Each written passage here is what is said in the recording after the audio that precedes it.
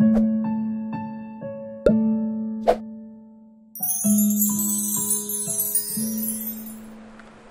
Ibu, dan Saudara-saudara, Salam Suara Gembala kembali menyumpai Bapak Saudara-saudara terjadi oleh karena kasih karunia Tuhan, kehadiran Gembala Agung yang setia menjagai, melindungi, memelihara kita semua. Pagi hari ini kita akan merenungkan firman Tuhan yang bertemakan hidup bertekun dalam iman, yang terambil dari Ibrani pasal 12 ayat 11 sampai 17. Memang tiap-tiap ganjaran pada waktu ia diberikan tidak mendatangkan sukacita, tetapi duka cita. Tetapi kemudian ia menghasilkan buah kebenaran yang memberikan damai kepada mereka yang dilatih olehnya. Sebab itu kuatkanlah tangan yang lemah dan lutut yang goyah, dan luruskanlah jalan bagi kakimu, sehingga yang pincang jangan terpesok, tetapi menjadi sembuh. Berusahalah hidup dalam damai dengan semua orang, dan kejarlah kekudusan, sebab tanpa kekudusan tidak seorang pun akan melihat Tuhan. Jagalah supaya jangan ada seorang pun menjauhkan diri dari kasih karunia Allah, agar jangan tumbuh akar yang pahit, yang menimbulkan kerusuhan dan yang mencemarkan banyak orang. Janganlah ada orang yang menjadi cabul atau yang mempunyai nafsu yang rendah seperti Esau, yang menjual hak kesulungannya untuk sepiring makanan. Sebab kamu tahu bahwa kemudian ketika ia tahu bahwa ia hendak menerima berkat itu, ia ditolak, sebab ia tidak beroleh kesempatan untuk memperbaiki kesalahannya, sekalipun ia mencari dengan mencucurkan air mata. Bapak, Ibu, dan Saudara-saudara, hidup bertekun dalam iman. Orang yang pintar dan baik itu berpotensi untuk dia berhasil atau sukses. Tetapi orang yang tekun kemungkinan besar untuk berhasil dan sukses itu sangat besar. Itu sebabnya saya pun belajar untuk tekun. Karena hidup adalah sebuah pertandingan, perlombaan guna memperoleh kemenangan, hadiah, piala, mahkota. Itu sebabnya dalam pertandingan, perlombaan itu memang ada beban, ada panggilan. Di dalamnya dituntut untuk berlatih, tekun, dan disiplin. Karena di sana ada rintangan yang harus dihadapi.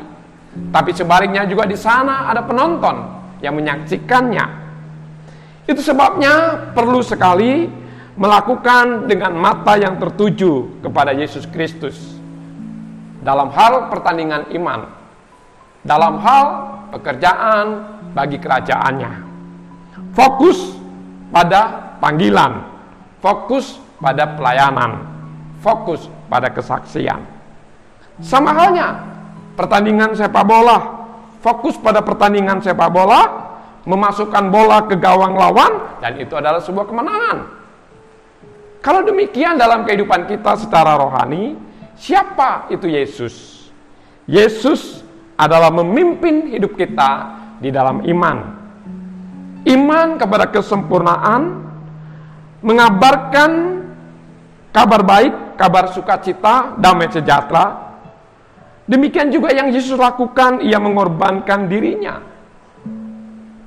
menanggung kehinaan, tekun dan memikul salib. Dan ia menang, sehingga ia memberikan sukacita. Dan pada akhirnya ia duduk di sebelah kanan tata Allah dalam kemuliaan. Yesus adalah imam besar, sebagai perintis bagi kita. Itulah kesaksian di dalam Ibrani 6 ayat 19 sampai 20. Yesus sebagai perintis berarti Yesus adalah yang mendahului kita. Dia berjalan di depan kita. Sehingga mau dikatakan sebagai perintis, apa yang kita alami sudah dia alami. Bahkan yang belum kita alami pun dia sudah alami.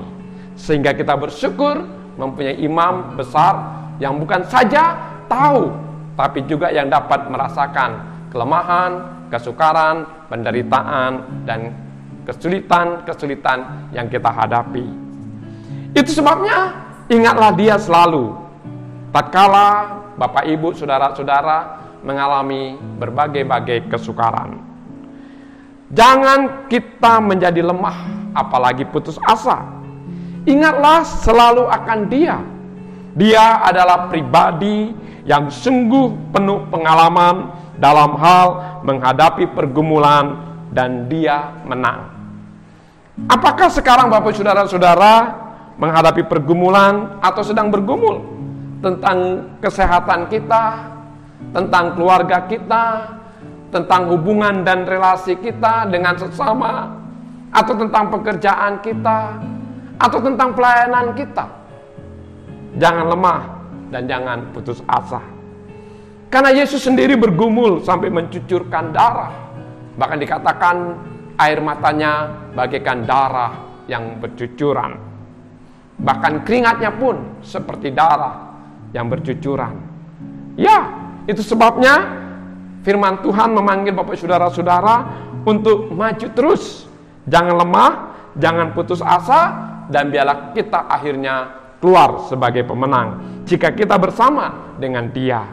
Karena Dialah Allah yang Maha Kuasa, yang Maha Tahu, Maha Mengerti, Maha Peduli, dan tak pernah ingkar janji. Itu sebabnya firman Tuhan menjelaskan hubungan kita dengan Allah bagaikan hubungan antara bapa dan anak. Pergumulan, pencobaan diizinkan sebagai sarana untuk mendidik kita. Kita dididik agar kita naik kelas. Kita dididik karena Allah mengasihi kita. Itu sebabnya firman Tuhan katakan, jangan anggap enteng didikan Tuhan. Jangan putus asa apabila engkau diperingatkannya. Tuhan menghajar orang yang dikasihinya. Tuhan menyesah orang yang diakuinya sebagai anak.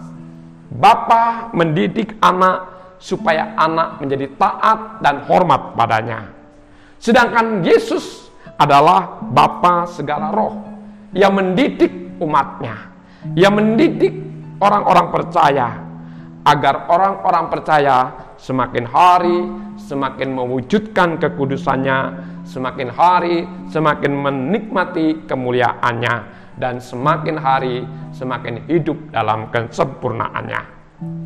Itu sebabnya ganjaran dan didikan memang kadangkala mendatangkan duka cita, tapi hasilnya adalah kebenaran dan damai sejahtera.